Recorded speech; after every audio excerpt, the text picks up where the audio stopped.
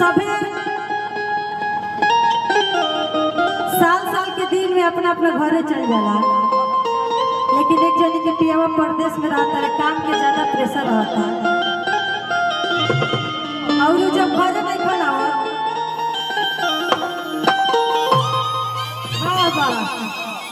तो कर मेरा कैसे खींच में कैसे कहत दिया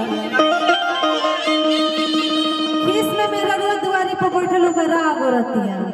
आ कहत दिया सुन लागे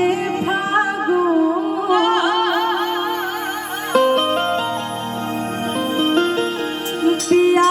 परदेसिया के बिना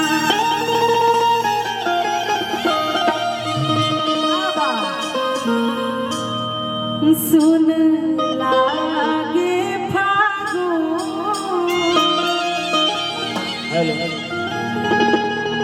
पिया परदेसिया के बिना